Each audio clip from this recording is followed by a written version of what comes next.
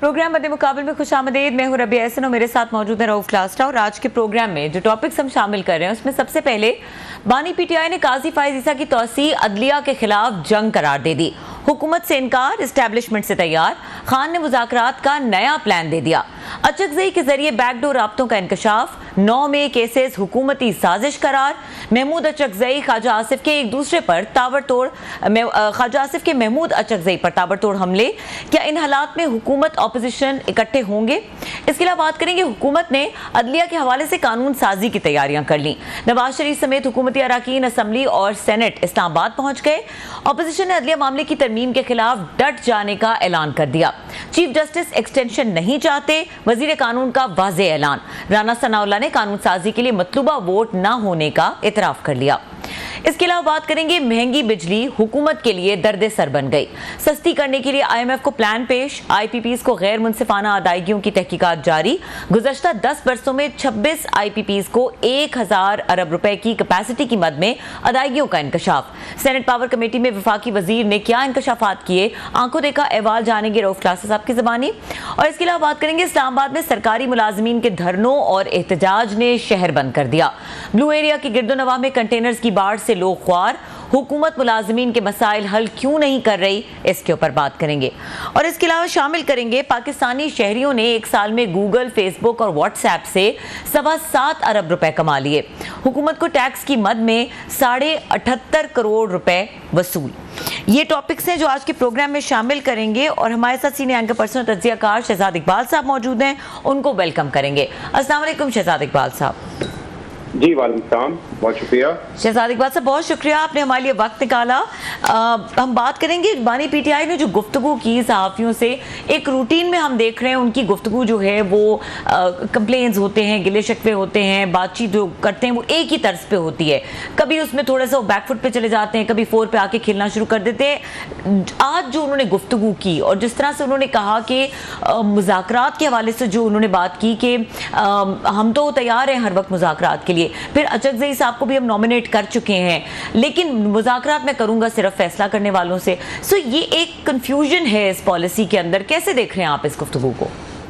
जी देखिए, मेरे ख्याल से अगर आप इमरान खान के बयानात पे रोज तबसरा करें, रोज कोई एनालिसिस करने की कोशिश करें तो बड़ा मुश्किल हो जाता है, क्योंकि एक दिन वो थोड़ा सा लचक का मुजाहरा करते हैं, फिर ऐसा लगता है कि अगर कोई रिस्पॉन्स नहीं आ रहा तो फिर वो एक हार्ड पोजीशन लेते हैं। लेकिन अमूमी तौर पे मेरे ख्याल से उनकी जो पोजीशन है उसमें कोई बड़ा चेंज नहीं है। वो एक अरसे से ये बात कर रहे हैं कि सियासी जमातें, बिलखसूस जिन जमातों ने मैंडेट चोरी किया, MQM, पीपल्स पार्टी और नून लीग, उनसे वो बराह रास्त बात नहीं करेंगे। अब अचकज़ई साहब को ऑपोजिशन का जो इत्तेहाद है, उन्होंने सरबराह बनाया ऑपोजिशन इत्तेहाद का, और उनके थ्रू वो कहते हैं कि अगर वो बातचीत करना चाहें तो वो कर सकते हैं। लेकिन इमरान खान और PTI ये मेरे ख्याल से कई मरतबा वाजे कर चुकी है कि असल ताकत, क्योंकि वो कहते हैं एस्टैब्लिशमेंट के पास है, फैसला साज एस्टैब्लिशमेंट है, लिहाजा अगर बात होगी तो फिर वो एस्टैब्लिशमेंट से होगी और किसी से नहीं होगी। तो मेरे ख्याल से ये जो पोजीशन है तहरीक इंसाफ की, इस पर तो वो कायम है। लेकिन अब इस पोजीशन में मसला ये है कि दूसरी तरफ से कोई रिस्पॉन्स नहीं आ रहा है। एंड एज ऑफ टुडे, अगर आज आप मुझसे पूछें या जो भी बाखबर लोग हैं वो यही बताएंगे कि अभी तक एस्टैब्लिशमेंट की पोजीशन में तो कोई लचक नहीं नजर आ रही। जब जलसा भी मंसूख किया तहरीक इंसाफ ने इशारा देने की कोशिश जरूर की कि शायद राब्ते बड़े आला सतह पे हुए हैं और ये एक आगाज है और आगे जाके इसके बेनिफिट्स उनको मिल सकते हैं, और शायद इसी वजह से उन्होंने ये जेस्चर भी शो किया अपना जलसा मंसूख करने का। लेकिन उसके बाद भी आप देखें, इत्तलात तो यही है कि अडियाला जेल में इमरान खान को लेकर सख्तियां बढ़ गई हैं, जिसका एक वाज़े सबूत यह है कि जो सहाफ़ी हैं उनकी स्क्रूटनी अब बड़ी सख्त कर दी है, उनको भी नहीं जाने दिया जाता तमाम साथियों को अडियाला जेल में। तो इससे बड़ा वाज़े है कि जो सख्तियां वो बड़ी हैं जलसा मंसूख करने के बाद, और इसीलिए हम भी कह सकते हैं कि शायद दूसरी तरफ से अब तक तो कोई बातचीत का इम्कान नहीं नजर आता है। अच्छा शहजाद, आपने कहा कि एस्टैब्लिशमेंट की तरफ कोई लचक नहीं है और जो बानी पीटीआई का मौकिफ है वो भी मोर और लेस एक ही है। हुकूमत किस किस्म के मुज़ाकरात में इंटरेस्टेड है, और अगर वो कह रही है कि हम मुज़ाकरात के लिए तैयार हैं तो वो वाकई सिंसेयर है और चाहती क्या आउटकम उन मुज़ाकरात से? नहीं, मुझे नहीं लगता कि हुकूमत जब भी मुज़ाकरात की बात करती है अब वो भी संजीदा है। देखिए, वो तो जो ट्रैक रिकॉर्ड है पाकिस्तान तहरीक इंसाफ का, उस पर डाल देते हैं कि तहरीक इंसाफ ने जब हुकूमत में थी या जब ऑपोजिशन में होती है वो सियासी जमातों से बात करने के लिए तैयार नहीं होती। वो माजी की पोजीशन तो रही है तहरीक इंसाफ की, आज भी है, लेकिन आज हुकूमत की भी यही, यानी कि नून लीग की भी यही पोजीशन है कि हमने बात नहीं करनी।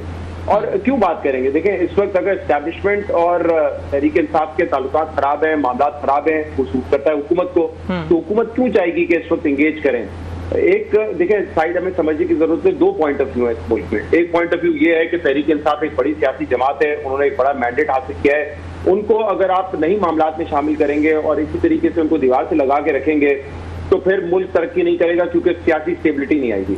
लेकिन इस वक्त जो एस्टैब्लिशमेंट और नून लीग की राय है वो ये है कि इमरान खान को जेल में रख के, पीटीआई को हुकूमत से दूर रख के मुल्क को हम स्टेबलाइज कर सकते हैं, ये उनकी सोच है। तो इस सोच में वो क्यों तहरीक इंसाफ से जो है वो बातचीत करना चाहेंगे? मैं इस वक्त ये बात नहीं कर रहा हूँ कि उनकी सोच गलत है या सही, लेकिन ये उनकी सोच लॉजिकली है। तो जब जी, तो इस वक्त वो क्यों बात करना चाहेंगे तहरीक इंसाफ से? बल्कि नून लीग की ख्वाहिश भी होगी कि जो एस्टैब्लिशमेंट और पीटीआई के मामलात हैं वो भी इसी तरीके से रहें, खराब रहें, ताकि उसका बेनिफिट नून लीग को हासिल होता रहे। जी बहुत शुक्रिया शहजाद आपका। आई एम सॉरी कि आप फैमिली के साथ अब डिनर पे थे, मैंने आपको almost on gun point I drag you कि आप आए हमारे शो में।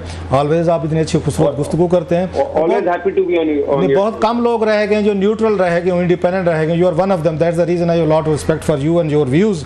इसलिए मैंने थोड़ा सा आपको वो क्या कहते हैं अपने आपकी फैमिली गैदरिंग से ही वो किया। रऊफ साहब आपके लिए हमेशा हाजिर। I am grateful brother, very kind sir. अच्छा सर, हम ये देख रहे हैं कि अलीमा खान साहिबा जो है पिछले कुछ दिनों में वो बड़ी शदीद नाराज़ और गुस्से में रही हैं और वो पार्टी के लोगों पर भी बरसी हैं, बड़ा खासा उनको भी सुनाई हैं। कोई खान साहब का भी आया कि मेरी पार्टी के अंदर जो है बड़ी ये लड़ाइयाँ होती रहती हैं। तो how do you see that कि मतलब खान साहब अपनी पार्टी के लोगों से खुश नहीं है और पार्टी जो है वो शायद उनसे खुश नहीं है कि जनाब कि वहाँ पर आपने कई पावर सेंटर बना दिए हैं, 8, 10, 20 लोग हैं जो मिलते हैं खान साहब से, जो बहर आते हैं वो कहते हैं जी मैं ही खान हूँ। तो इसको कैसे देख रहे हैं इस पूरा पार्टी के अंदर जो एक टर्मैल नज़र आती है सर इसके पीटीआई के? जी, एक तो रऊफ साहब आप खुद भी इससे वाकिफ हैं कि जब इमरान खान बाहर थे पार्टी में बड़ा फाल किरदार अदा कर रहे थे, तहरीक इंसाफ में उस वक्त भी ग्रुपिंग थी, हर सियासी जमात से होती है, लेकिन तहरीक इंसाफ में ज्यादा वाज़ेह होकर आती थी क्योंकि अक्सर इनके जो रहनुमा है वो टीवी पे भी आके स्टेटमेंट देते थे। शाह महमूद कुरैशी और जहांगीर खान तरीन दो अलग अलग सोच के लोग थे और उनके खिलाफात थे और पब्लिकली वो आके एक दूसरे को अक्सर जो है टॉन्ट भी कर चुके हैं टेलीविजन पे। खैबर पख्तूनख्वा में परवेज खटक को एक मरतबा चीफ मिनिस्टर बनाया गया, दूसरी मरतबा नहीं बनाया गया क्योंकि आपको पता है कि उनके ताल्लुकात आसिफ खान ग्रुप से और दीगर लोगों से बहुत उनके खिलाफात थे। तो वो अब मजीद बढ़ गए कि इमरान खान जेल में है, इंफॉर्मेशन सही तरीके से उन तक पहुंचती नहीं है या उनकी इंफॉर्मेशन तमाम लोगों तक पहुंचती नहीं है। तो जितनी भी बातें कर ले यूनिटी वगैरह की, जब तक ऑब्वियसली एक सेंट्रल फिगर पार्टी का नहीं होगा बाहर, तो पार्टी को मैनेज करना बड़ा मुश्किल होगा और इसीलिए इख्तिलाफात खुल कर आ रहे हैं। अच्छा, इंटरेस्टिंग क्लास सर आपने देखा है कि खैबर पख्तूनख्वा में ये तीसरी हुकूमत है तहरीक इंसाफ की और तीसरी हुकूमत में फिर वो धांधली के करप्शन के इल्जाम लग रहे हैं। अब तहरीक इंसाफ वैसे तो बात करती थी कि हम करप्शन के खात्मे की और करप्शन के खिलाफ हैं, लेकिन परवेज खटक साहब की हुकूमत थी तब भी लगे, महमूद खान की हुकूमत थी तब भी लगे। आज इनके अपने मिनिस्टर शकील अहमद की तरह जिनको हटा दिया है वो खुद कह रहे हैं कि बड़ी करप्शन है। तो ये इल्जाम पार्टी के अंदर से लग रहे हैं। ये मेरे ख्याल से काफी इस वक्त तहरीक इंसाफ की एक फिक्र की बात है कि जब आप कहते हैं आप करप्शन के खिलाफ हैं तो आपकी हुकूमतों पर बार बार ये इल्जाम क्यों लग रहे हैं? तो ये तो इख्तलाफात नजर आ रहे हैं। लेकिन अलीमा खान साहबा का देखिए उनका एक इमोशनल रोल तो हो सकता है, वो हमशीरा है इमरान खान की, लेकिन ये भी एक फैक्ट है कि इमरान खान ने सियासत में या सियासी फैसलों में अलीमा खान साहिबा की जो राय है उनको कोई खास अहमियत नहीं दी, ना उनका कोई किरदार रहा है बाकायदा सियासत से। वो दुखी हैं वो पार्टी के इन मामला से कि शायद पार्टी इतना उस हद तक आगे नहीं जा रही जितना जा सकती है। इमरान खान की रिहाई के लिए जलसे का ऐलान करते हैं फिर मनसूख कर देते हैं, लेकिन जितना मैंने पार्टी के सीनियर रहनुमाओं को भी सुना है, इंक्लूडिंग जो चीफ मिनिस्टर खैबर पख्तूनख्वा अली अमीन गंडापुर साहब है, वो भी खास अहमियत इस बात को नहीं देते कि अलीमा साहबा अगर कोई सियासी बयान देती है, क्योंकि वो कहते हैं इनका कोई सियासी ताल्लुक नहीं है। तो मेरे ख्याल से जो पॉलिसी मेकिंग है पीटीआई में, सियासी पॉलिसी मेकिंग, उसमें पार्टी भी ये समझती है और आई थिंक कहीं तक इमरान खान भी समझते हैं कि अलीमा खान साहबा का शायद उस पर रोल नहीं। लेकिन जब शहजाद आप ये कहते हैं या पार्टी समझती है कि अलीमा खान साहबा का इतना ज़्यादा रोल नहीं है, वो खान साहब से मिलकर आती हैं, मीडिया से टॉक करती हैं और बाज़ कंट्रोवर्शियल गुफ्तगू भी करती हैं, शायद जो मीडिया के लोगों की खासी उन्होंने ठुकाई भी की है, खिंचाई भी की है और किसी जगह से कोई जवाब भी नहीं आता उनका। बल्कि आपको याद होगा कि इतना कह दिया था उन्होंने, ये जो जहाँ मरवत साहब जो शेर अफजल, उन्होंने कहा जी मैंने खान साहब से हाथ मिला और खान साहब ने मुझे गले लगा लिया। तो आपको याद होगा अगले दिन उन्होंने टीवी पे आके कहा, उन्होंने कहा ऐसी ये कोई बात नहीं, खान साहब ने इनको गले नहीं लगाया और इनको गलत बात नहीं कहनी चाहिए। अलीमा खान साहब तो इतना तक बर्दाश्त नहीं करती कि थोड़ी सी कोई आगे वो होता है ना ज़रा बात को ज़रा बढ़ा चढ़ा के बयान कर दे। और अगर उनका इतना रोल नहीं है तो फिर इमरान खान साहब उनको मना कर सकते थे कि आप मेरी बहनें आती हैं, मिलती हैं, फेयर एंड ऑफ आप मेरे कंसर्न है, आई वैल्यू इट। तो फिर उनको रोका नहीं जा सकता था कि आप इस तरह के बयान दें जिससे पार्टी के अंदर एक थोड़ी सी वो रिजेंटमेंट आती है, डिवीजन आती है। अगर वो एहतरामन चुप तो रहते हैं कि खान साहब की बहन है, लेकिन बिकरिंग तो होती है, वो पीठ पीछे सारे बातें करते हैं। देखें जनाब कि इनका पार्टी को ये हैंडल कर रहे हैं, ये हमें बातें सुनाती हैं। रऊफ साहब, अगर मना करना होता है इमरान खान साहब ने बिल्कुल कर सकते थे, लेकिन शायद उनको भी पता है कि अगर कहीं पार्टी भी ढीली पड़ रही है या पार्टी में कुछ लोग जो है वो बैकफुट पे रहे हैं और एक एग्रेसिव पोजीशन नहीं लेना चाहते और अलीमा साहिबा पब्लिकली आके ये पोजीशन लेती हैं, उनको टॉन्ट करती हैं, तो फिर इसमें इमरान खान को कोई नुकसान तो नहीं नजर आता। मैं आपको अभी एक इंसिडेंट बताऊं, क्योंकि ऐसा अक्सर लगता है कि कुछ लोगों को कि मुख्तलिफ रहनुमाओं को इमरान खान शायद मुख्तलिफ पैगामात भी दे रहे होते हैं। अभी बड़े कॉन्फिडेंस के साथ लतीफ खोसा साहब ने पिछले हफ्ते शाहजेब खानजादा साहब के प्रोग्राम पे कहा कि खान ने 3 रुकनी कमेटी बनाई है जो कि हमाद अजहर पर नजर रखेगी कि हमाद अजहर साहब की क्या एक्टिविटी है और वो क्या पार्टी में। अच्छा, दैट्स वेरी इंटरेस्टिंग। जो हमाद अजहर जहां पार्टी में इतने अरसे से 15-20 साल से ज्यादा से हैं, उन पे नजर रखेंगे लतीफ खोसा साहब, जिनको जुमा 8 दिन नहीं हुए। बिल्कुल ठीक हो गया, जबरदस्त। भुट्टर साहब थे, एक लतीफ खोसा साहब थे और एक तीसरे रहनुमा थे। ये 3 रुकनी कमेटी लतीफ खोसा साहब ने बाकायदा टीवी पे आके बताया कि इमरान खान की मर्जी से बनी है ये कमेटी ताकि हमाद अजहर पे नजर रखी जाए। लेकिन 2 दिन बाद आपने देखा कि उमर अयूब ने, सेक्रेटरी जनरल है, उन्होंने ट्वीट कर दिया हमारी इमरान खान से मुलाकात हुई है, हमाद अजहर के मामले पे बात हुई और इमरान खान ने मुकम्मल एतमाद का इजहार किया हमाद अजहर पर। अब या तो लतीफ खोसा साहब गलत सुनकर आ गए और गलत बता दिया, कोई ऐसी बात करके जो इमरान खान ने की नहीं थी।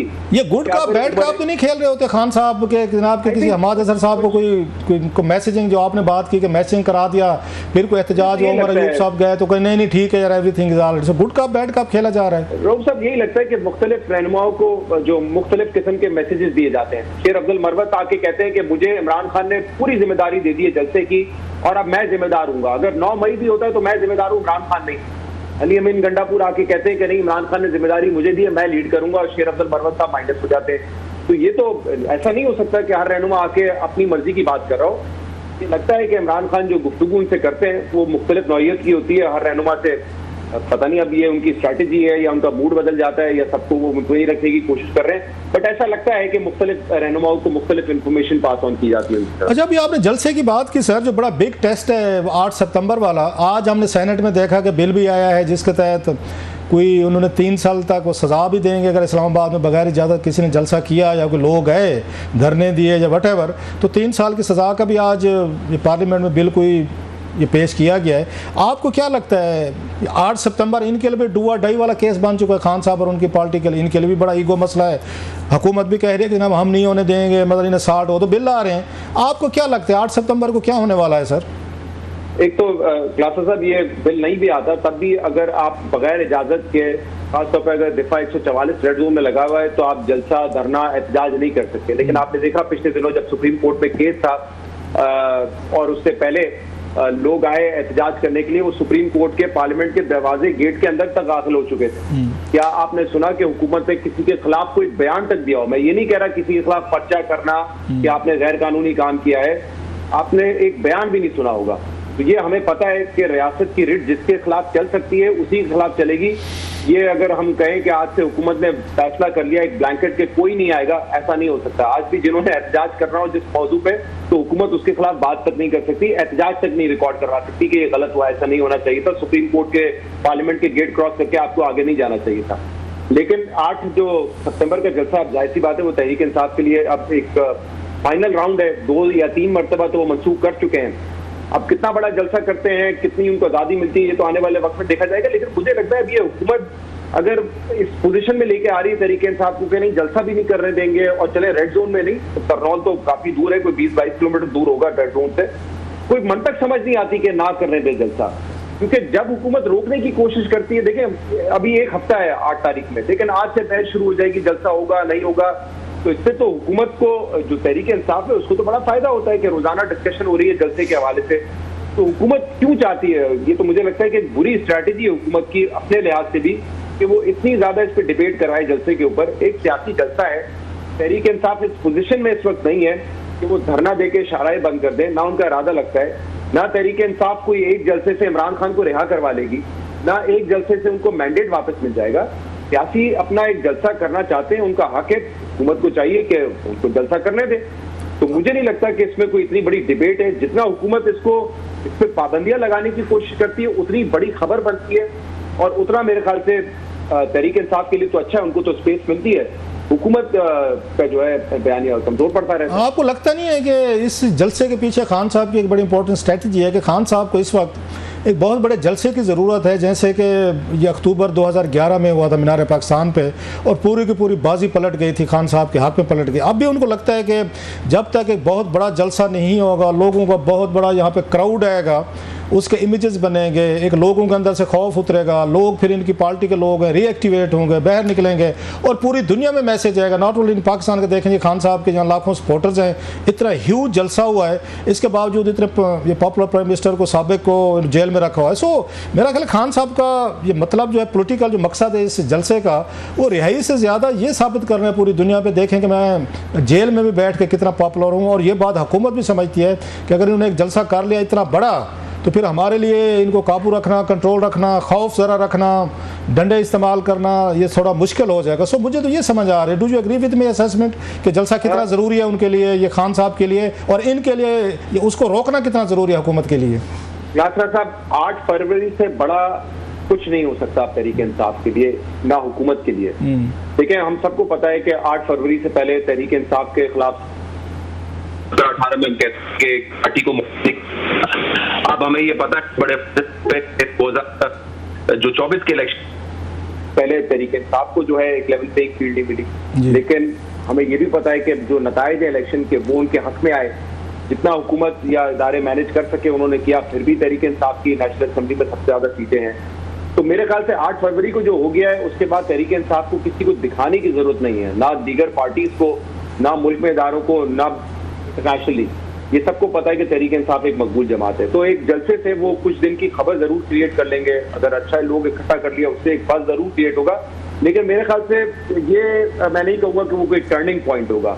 इस हुकूमत को भी पता है, हुकूमत के वुज़रा जो मेंबर्स हैं उनसे आप भी मुलाकात करते हैं, उनको पता है इस वक्त अवाम की पल्स क्या है, रियलिटी क्या है, 8 फरवरी की रियलिटी क्या थी। तो वो तो चेंज नहीं होनी है, चाहे इमरान खान जलसा करें या ना करें। हाँ, लेकिन कुछ दिनों के लिए एक एक्टिविटी जरूर होगी, चाहे आपने अपने वर्कर्स को, अपने सपोर्टर्स को एक उम्मीद जरूर देनी होती है। उस लिहाज से आप बिल्कुल ठीक कह रहे हैं कि एक इंपॉर्टेंट, एक सिग्निफिकेंट जो है असेंबली हो सकती है लोगों की, लेकिन इससे कोई बदल जाएगा वो मुझे लगता है कि इस हद तक नहीं होगा। जो होना था वो 8 फरवरी को हो गया, लेकिन उसके बाद भी आपने देखा कि हुकूमत तो नून लीग ने बनाई, मैनेज तो हो गए मामला। अच्छा, लास्टली सर, लास्ट क्वेश्चन आपसे, हमने बड़ा टाइम ले लिया सर। ये जो अभी ये ऑक्सफोर्ड के चांसलर पे एक कंट्रोवर्सी शुरू हो गई है कि इमरान खान साहब ने कहा है, आज भी कहा जी कि पाकिस्तान के लिए बहुत बड़ी आनर की बात होगी मैं ऑक्सफोर्ड में अगर उसका यूनिवर्सिटी का चांसलर लग गया। वहाँ पे भी हमने देखा ब्रिटिश मीडिया में भी बहुत सारे आर्टिकल हक में खिलाफ आ रहे हैं, मुजाहरे हो रहे हैं, अदरवाइज हो रहे हैं, सपोर्टर हैं। हुकूमत पाकिस्तान की कोशिश है कि ये ना बने। आप इसको कैसे देखते हैं सर कि अभी 1-1.5 महीना रहता है कि दंगल अभी चलेगा नहीं चलेगा, और खान साहब को इसके कोई फायदा होने वाला है सर इस पूरी कंट्रोवर्सी का? मैंने 1-2 स्टोरीज जो इस पर पढ़ी है रऊफ क्लासरा साहब, उसमें ये तो लोग कह रहे हैं, कुछ जो प्रोफेसर हैं या जो इलेक्शन में हिस्सा लेते हैं या उनसे जो मामला से जुड़े हुए हैं, वो कहते हैं कि इस ऑक्सफोर्ड के जो चांसलर का इलेक्शन होता है नॉर्मली उसकी इतनी हाइप नहीं होती। अब हाइप ज्यादा बन गई है क्योंकि यहाँ पे आपको पता है कि पीटीआई के वहाँ बहुत सारे सपोर्टर्स हैं, फिर वो उस पर बात करते हैं। तो वो एक पाकिस्तान की सियासत की झलक इस वक्त आपको लग रहा है कि ऑक्सफोर्ड के चांसलर इलेक्शंस में नजर आ रही है। एक तरफ से तहरीक इंसाफ के सपोर्टर्स कुछ दिनों से मैं देख रहा हूँ मुख्तलिफ सर्वे सपोर्ट कर रहे हैं, ओपिनियन पोल डाल रहे हैं एक्स अकाउंट पर, फेसबुक पे। दूसरी तरफ हुकूमत जो है वो चाहे गार्डियन की स्टोरी हो या डेली मेल की, उसको उठाकर बात करी कि देखें इमरान खान तो जो है खवातीन के हरासमेंट के हवाले से किस किस्म की गुफ्तगू करते रहे, तालिबान खान के नाम से जाने जाते हैं, उसामा बिन लादेन को शहीद करार देते हैं। तो एक वो कैंपेन चल रही है जिसपे हुकूमत यहाँ पे प्रेस कॉन्फ्रेंस कर रही है। अच्छा, मुझे तो लग रहा है कि इसको भी हम जिस तरह अक्सर ओवर प्ले कर देते हैं वो किया जा रहा है। और मैंने जो 1-2 आर्टिकल्स पढ़े थे, मैं इसमें हतमी तौर पर नहीं कह सकता, बट आई थिंक कि यूके सिटीजन के अलावा आज तक शायद कोई ऑक्सफोर्ड में चांसलर बना नहीं है। I might be wrong, correct me if I am wrong, लेकिन मुझे नहीं लगता कि शायद वहां पे किसी और को इलेक्ट किया गया। तो इमरान खान का वहां पे बनना चांसलर मेरे ख्याल से इसकी लाइवलीहुड मुझे कम नजर आती है। और वैसे भी ये कोई सिंबॉलिक पोजीशन नहीं है कि इमरान खान साहब अडियाला जेल में बैठे हो या पाकिस्तान में बैठे हो और वो चांसलर बन जाएंगे। आपका ऑफिस जो है वो ओपन होना चाहिए फॉर एवरीवन, तो आपको वहाँ फिजिकली प्रेजेंट होना जरूरी है। तो अगर इमरान खान का कोई इम्कान भी है ये इलेक्शन जीतने का, तो मेरे ख्याल से जो वोटर है वो वहाँ पे ये देखेगा कि क्या इमरान खान फिजिकली ऑफिस पे प्रेजेंट हो सकते हैं। मेरे ख्याल से तो इमरान खान अगर अडियाला जेल में नहीं होते तब भी वो हर वक्त ऑक्सफोर्ड में तो नहीं बैठे रहेंगे लोगों को आवाज सुनने के लिए, लोगों की बातें वहाँ पे। वो तो आपने बात ठीक की कि जब 3.5 साल प्राइम मिनिस्टर रहे इमरान खान साहब, he was the first prime minister in Pakistan history जो यूके नहीं गए थे दौरे पे। हालांकि 2-3 दफा यूके का दौरा जो है वो कंफर्मेशन भी हुई थी और यूके हुकूमत खुश भी नहीं थी इस पे। आपको पता ही होगी कि क्यों नहीं गए। नहीं मुझे नहीं पता, थोड़ा सा गाइड करें सर क्यों नहीं गए। चले वो फिर हम चाय पे बैठ के करेंगे। चले okay, thank you very much sir, बहुत शुक्रिया। शहजाद इकबाल साहब आपने हमारे लिए वक्त निकाला और यहाँ पे वक्त हुआ ब्रेक का। ब्रेक के बाद बात करेंगे, मुर्तजा अली शाह साहब हमारे साथ मौजूद होंगे, सीनियर सहाफ़ी हैं, उनसे बात करेंगे इसी चांसलर वाले मामले के ऊपर। ये जो मामला है ये डेवलप होता जा रहा है रोज़ बरोज़, और अब ये किस हाइप पर है और इससे क्या एक्सपेक्टेशंस रखनी चाहिए, इसके ऊपर डिस्कशन करेंगे। ब्रेक के बाद हमारे साथ रहिए।